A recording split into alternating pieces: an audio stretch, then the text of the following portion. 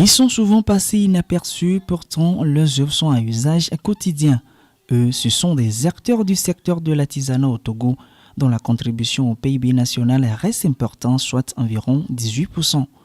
Dans le cas du Togo, l'artisanat occupe une part importante de notre économie. Certes, un secteur très important, mais malheureusement confronté à un problème de bonne gouvernance faute de connaissances de tests appropriés. On attendait ça depuis. Nous avons commencé notre travail en tant qu'élus et responsables.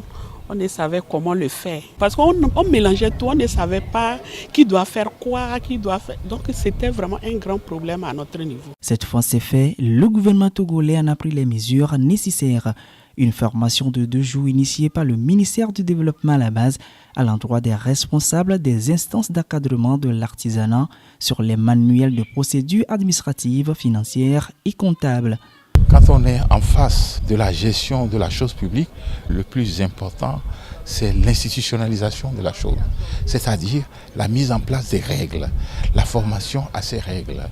Et quand cela est fait, tout se déroule normalement. Donc, toutes les règles de gestion dérivant des lois de la République ont été mises sous forme de procédures et il est à présent question de former les dirigeants. Une initiative accompagnée par plusieurs partenaires, dont la Chambre de métier de la Cologne.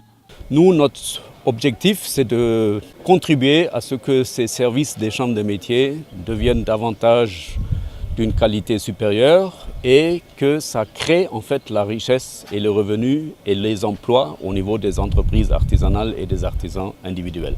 Cette formation donne ainsi le ton à toute une série prévue à l'endroit des élus et employés des chambres de métiers du Togo. Au total, on en dénombre 165 corps de métier regroupés en 5 chambres régionales au Togo.